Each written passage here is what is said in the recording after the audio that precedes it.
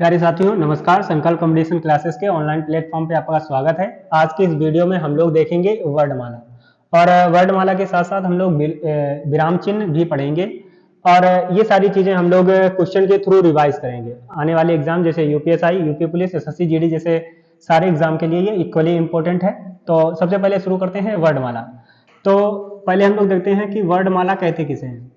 वर्णों के व्यवस्थित क्रम को वर्णमाला बोला जाता है।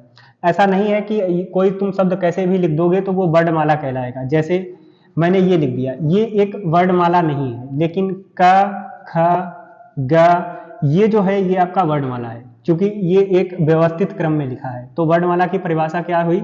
कोई भी चीज जो व्यवस्थित, जो वर्णों को व्यवस्थित क्रम में लिखते हैं तो उसको वर्णमाला कहते हैं। अब वर्णमाला में जो वर्ण होते हैं वो आपके दो प्रकार के होते हैं। चेंज कर लेते हैं। जो वर्ण हैं वो आपके दो प्रकार के होते हैं। कौन कौन से? एक होता है स्वर, एक होता है व्यंजन। जो स्वर होते हैं वो आपके, वो ऐसे शब्द, ऐसे वर्ड जो स्वयं से बोले जाएं, जिन्हें बोलने के लिए किसी अन्य वर्ड की आवश्यकता नहीं होती, उन्हें स्वर बोलते हैं, मतलब जो स्वतंत्र रूप से बोले जाएं। व्यंजन वो होते हैं जो स्वरों की सहायता से बोले जाते हैं, उनको क्या बोलते हैं? व्यंजन।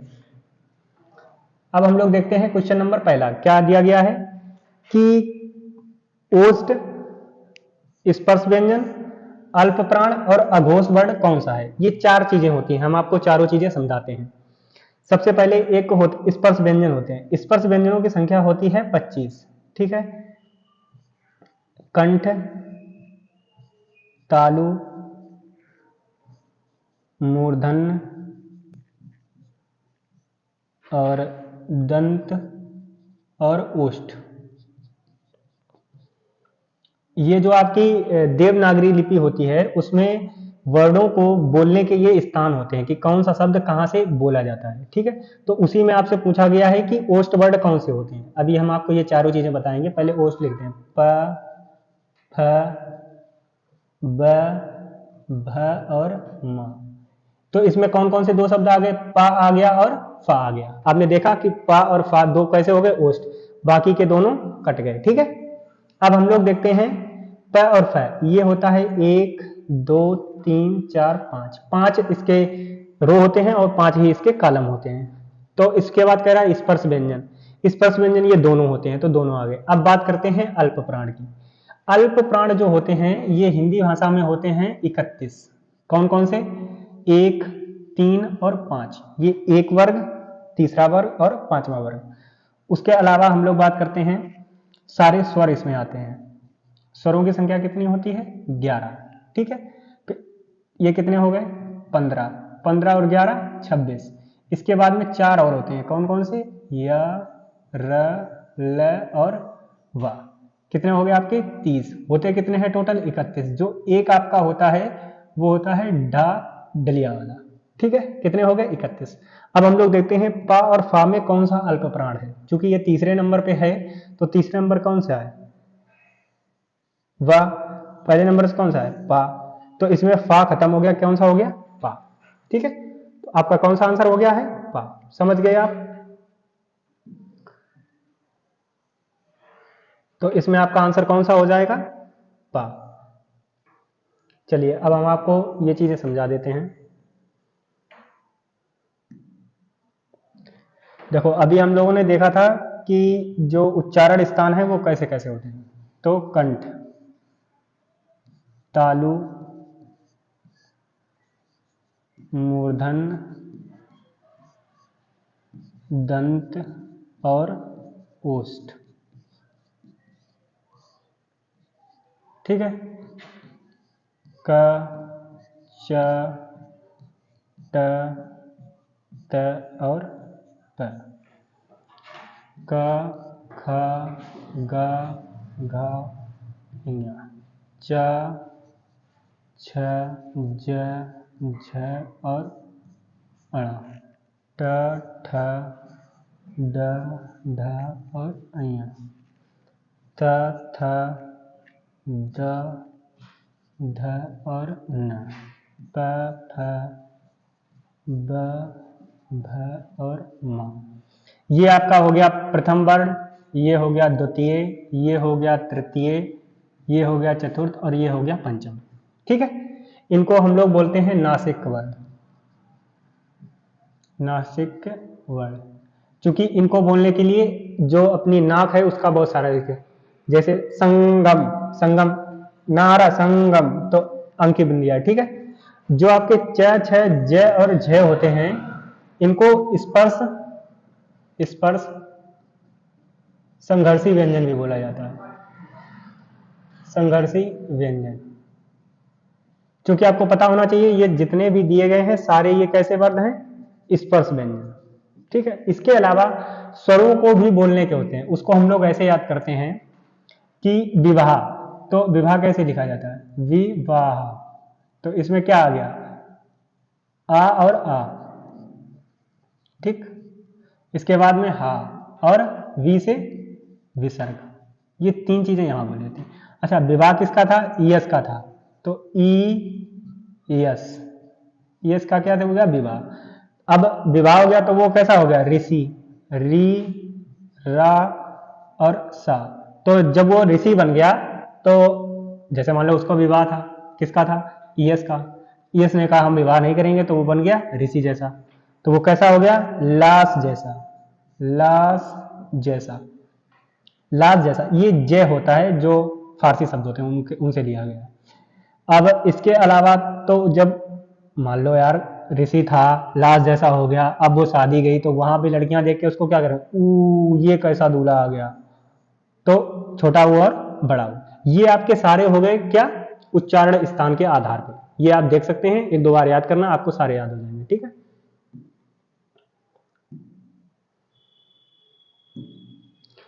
अब हम लोग बात करते हैं इसमें निम्नलिखित में से सही विराम चिन्ह युक्त वाक्य कौन सा है जिसका आपको चुनाव करना है। ठीक है, देखते हैं हम लोग। क्या आप हरिद्वार से आ रहे हैं, इस वाक्य में प्रश्न पूछा जाता है, तो यहाँ पे कौन सा लगेगा, प्रश्नवाचक चिन्ह। ठीक है, राम लक्ष्मण और शत्रुघ्न पधारे, अब इसमें क्या कोई विस्मय वाली बात है कि राम लक्ष्मण आए, ओ राम लक्ष्मण आ गए, ऐसे तो कोई बात है नहीं। तो यहाँ पे राम लक्ष्मण और शत्रुघ्न, राम कामा लक्ष्मण और शत्रुघ्न आए, तो ये भी आपका गलत हो गया, ये भी गलत हो गया। राम नरेश गोवर्ध गणेश हैं, तो गोवर्ध गणेश में बीच में ये लगाने की कोई आवश्यकता ही नहीं थी, तो ये भी गलत हो गया। तो सुनो सुनो वह गा रही है, ये सही हो गया। जब कोई वर्ड क्रम से दो बार रिपीट होता है तो उसके बीच में कामा लगाया जाता है दोनों जगह पे। ठीक है, ये आपका हो गया सही। नेक्स्ट क्वेश्चन देखते हैं। किसी के द्वारा कहे गए कथन को मूल रूप से लिखने के लिए कौन सा विराम चिन्ह यूज होता है, तो इसके लिए उद्धरण चिन्ह का यूज किया जाता है, ये वाला चिन्ह। ठीक है, जैसे सुभाष चंद्र बोस ने क्या कहा था, तुम मुझे खून दो मैं तुम्हें आजादी दूंगा, तुम मुझे, ऐसे करके लिखा, तुम मुझे खून दो मैं तुम्हें आजादी दूंगा।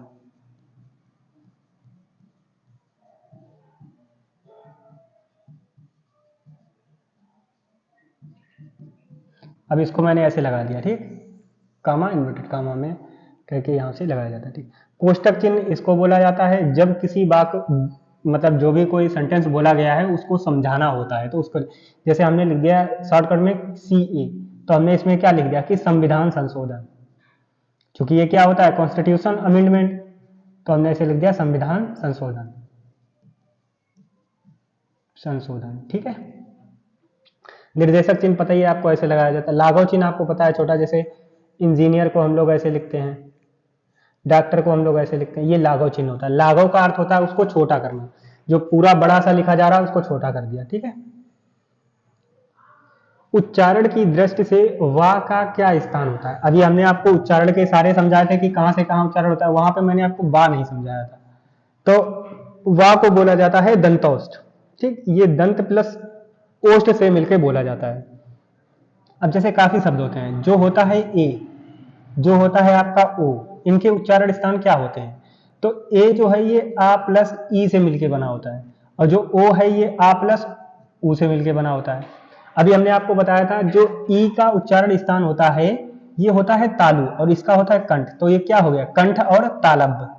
ठीक, इसको कंठ तालब बोलेंगे और इसको भी कंठ तालब बोलेंगे, दोनों को, ओ को और औ को दोनों को क्या बोलेंगे, कंठ हो गया, और ये लास्ट वाला था ऊ कैसा दूल्हा आ गया, तो लास्ट वाला था लास्ट क्या था तुम्हारा? ओष्ठ, तो कंठोष्ठ। ठीक है, अब हम लोग बात करते हैं हंस पद विराम चिन्ह की, कि हंस पद विराम चिन्ह क्या होता है। आपको पता है ये ग्रेटर देन है, ये लेस देन है, ये विस्मय बोधक का है, तो ये हो गया हंस पद। जैसे आपने लिख दिया मैं घर जा रहा हूं, घर जा रहा हूं, और आपको लिखना ये था कि मैं अपने मामा के घर जा रहा हूं, तो यहां पे आपको लिखना है मामा के, मैं मामा के घर जा रहा हूं, सॉरी यहां पे लिखना था मैं मामा के घर जा रहा हूं। ठीक है, ये कुल मिला के त्रुटि बोधक चिन्ह बोला जाता है, जो बाद में दर्शाने के लिए यदि वाक्य लिखते समय कोई चीज छूट जाए। ए के उच्चारण में कौन कौन से स्थान होते हैं? अभी ए का मैंने आपको बताया था, क्या बताया था कि ए किससे मिलके बना है? ये बड़ा वाला ए तो आ प्लस ए से मिलके बना है, और ए काय से मिलके बना था? आ प्लस ई से मिलके बना था। आ का उच्चारण स्थान क्या होता है? कंठ। ई का उच्चारण स्थान क्या होता है? तालब। तो ये काय से मिलके बना है? कंठ और तालु से मिलके बनेगा। ठीक है, इसके अलावा आप इसको एलिमिनेट भी कर सकते थे, जैसे आ है, आ कंठ होता है और कंठ केवल एक ही में दिया गया है, तो यहां से भी तुम लगा सकते थे। कोष्टक में दिए गए विराम चिन्ह का नाम क्या है? इसको हम लोग बोलते हैं अर्ध विराम। ये होता है आपका कामा, कामा इन्वर्टेड कामा और फुल स्टॉप, वैसे ही बोला जाता है। इसको बोला जाता है अल्प विराम, अर्ध विराम और पूर्ण विराम। तो ये कौन सा हो गया आपका? अर्ध विराम। अल्प विराम ये होता है निर्देशन चिन्ह, ये होता है उद्धरण चिन्ह। मैंने आपको बताया किसी के कथन को पूर्णतः कहने के लिए यूज किया जाता है। वर्णमाला का कौन सा अक्षर पुल्लिंग नहीं होता है? इसका मतलब स्त्रीलिंग होता है। केवल दो ही वर्ड होते हैं, एक री, ये तीन शब्द होते हैं जो स्त्रीलिंग होते हैं, ई और री ऋषि। ठीक है, बाकी सारे कैसे होते हैं? पुल्लिंग होते हैं। हिंदी भाषा में ह्रस्व स्वरों की संख्या कितनी होती है? तो हिंदी भाषा में ह्रस्व स्वरों की संख्या होती है आपकी 4। ठीक है, कितनी होती है? 4। कैसे होती है हम आपको बताते हैं। जो ह्रस्व स्वर होते हैं वो मतलब जो स्वर होते हैं उनको मात्राओं के आधार पर, स्वरों को मात्राओं के आधार पर 3 प्रकार में बांटा जाता है। कौन कौन से होते हैं?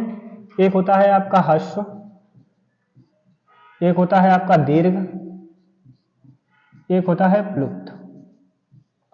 ये संस्कृत में यूज किए जाते थे, जैसे हम लोग लिखते हैं राम, ओम, तो ये देखते हैं बहुत बार रिपीट होता है। और इन लोगों को हम लोग क्या बोलते हैं? इसको एक मात्रिक भी बोला जाता है। इनको बोलने में 1 मात्रा का समय लगता है, दीर्घ को बोलने में 2 मात्राओं का समय लगता है, इसमें 3 मात्राओं से अधिक समय लगता है। ठीक है, ह्रस्व स्वर जो आपके होते हैं वो होते हैं आपके 4। अभी हमने बताया कौन कौन से 4 होते हैं, छोटा आ, छोटी ई, छोटा ऊ और री ऋषि। ठीक है, ये कितने हो गए आपके? 4। और जो दीर्घ स्वर होते हैं वो आपके होते हैं 7। कौन से? उनसे बड़ा आ, बड़ी ई, बड़ा ऊ, और ए और ओ और औ। अभी एक चीज हमने आपको नहीं बताई है कि जो स्वर होते हैं वो होते हैं 11। ये आपके तुमसे पूछा जाए कि स्वरों की संख्या कितनी होती है, तो 11 होती है। लेकिन अगर आपसे ये पूछा जाए कि उच्चारण के आधार पर स्वरों की संख्या कितनी होती है, तो 10 होती है।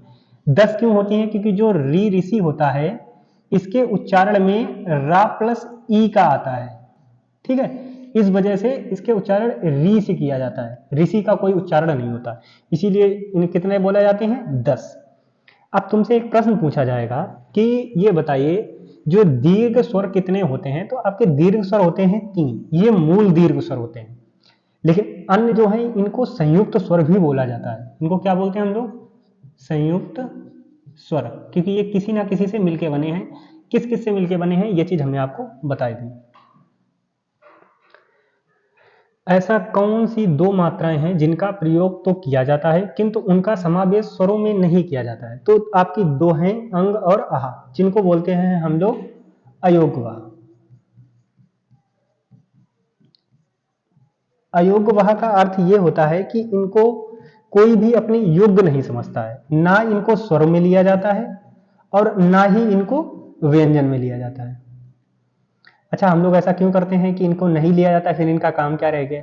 ऐसा नहीं है कि नहीं लिया जाता है, काउंट नहीं किया जाता है, ना इनको स्वर माना जाता है, ना इनको व्यंजन माना जाता है, इनको अयोग्यवाह माना जाता है।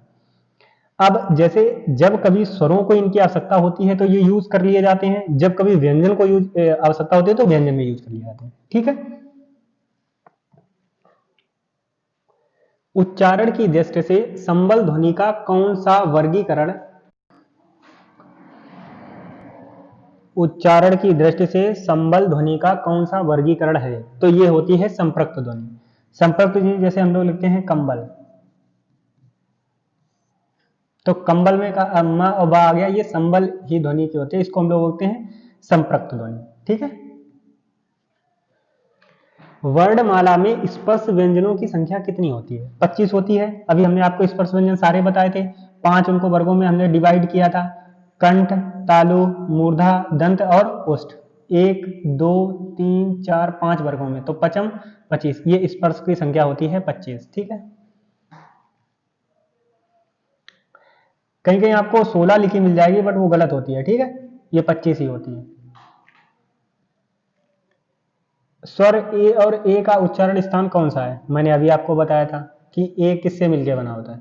आ प्लस ई से मिलके बना होता है। आ का उच्चारण होता है कंठ, इसका होता है तालु, तो कंठ और तालब। समझ में आ गया? भाषा की सार्थक लघुत्तम इकाई क्या है? भाषा की सार्थक लघुत्तम इकाई बोली जाती है शब्द। अब देखो, मैं यहाँ पे तुम्हें 3-4 क्वेश्चन बताता हूँ। पहले, भाषा की सबसे छोटी जो लिखित इकाई है, भाषा की सबसे छोटी लिखित इकाई जो है उसे बोलते हैं हम लोग वर्ण। जो मौखिक इकाई है उसको हम लोग बोलते हैं ध्वनि। और जो आपकी सार्थक इकाई है, सार्थक सबसे छोटी, उसको बोलते हैं हम लोग शब्द। और एक प्रश्न बनता है कि भाषा की सबसे छोटी पूर्णतम इकाई क्या होती है? जो तो पूर्णतम इकाई होती है इसको बोलते हैं वाक्य। क्योंकि ऐसा है, शब्द पूर्ण थोड़ी हो गया अपने आप में। जैसे हमने लिख दिया कमल, अब कमल ये पूर्ण नहीं हो गया, बट कमल के साथ तुम कोई भी वाक्य बनाओगे तो वो चीज पूर्ण हो जाएगी। तो भाषा की, देखो मैं तुम्हें सारे प्रश्न बताता हूँ। भाषा की सबसे छोटी लिखित इकाई क्या है? वर्ण। भाषा की सबसे छोटी मौखिक इकाई क्या है? ध्वनि। भाषा की सबसे छोटी सार्थक इकाई क्या है? शब्द। भाषा की सबसे छोटी पूर्णतम इकाई कौन सी है? वाक्य। ठीक है। निम्नलिखित में से कौन सी ध्वनि देवनागरी की वर्ण ध्वनि नहीं है? तो ग्रीवा ध्वनि कोई भी नहीं है। हमने आपको कंठ बताया था, मूर्धा बताया था, दंत औष्ठ भी बताया था। जो वाह होता है इसको दंतौष्ठ बोलते हैं। मैंने तुम्हें सारी चीजें बता रखी हैं। प्रत्येक शब्द की वर्तनी के सभी वर्णों को उसी क्रम में अलग अलग दर्शाने को क्या बोला जाता है? ध्यान से पढ़ो। प्रत्येक शब्द की वर्तनी के सभी वर्णों को उसी क्रम में अलग अलग दर्शाने को क्या बोला जाता है? तो इसको बोलते हैं वर्ण विच्छेद। ठीक है, तो इसको हम लोग बोलते हैं वर्ण विच्छेद। संधि का मतलब होता है मिलन, संधि विच्छेद का होता है अलग होना। जैसे हमने लोग लिख दिया अध्यक्ष, अध्यक्ष, ये आपकी हो गई संधि। अब इसका संधि विच्छेद करोगे तो अधिधन अच्छ। ठीक है, तो ये आपका हो गया अध्यक्ष। अभी हमने पूरी क्लास नहीं पढ़ाई है, इसमें बहुत सारे प्रश्न हैं। हर एक टॉपिक के मैं 100 प्रश्न आपको करवाऊंगा, लेकिन चूंकि अभी उतनी व्यवस्थाएं नहीं है तो इस वजह से मैं ये वीडियो रिकॉर्ड कर रहा हूं। अभी आपको कमेंट में ये बताना है कि जैसे मैं पढ़ा रहा हूं, अगर इसी टाइप से पढ़ाऊं तो क्या सही रहेगा और आपके समझ में आ रही है और आवाज कैसी आ रही है। अगर आप लोगों का रिस्पॉन्स अच्छा रहेगा तो नेक्स्ट क्लास में कल ही अपलोड कर दूंगा। ठीक है, जय हिंद, नमस्कार।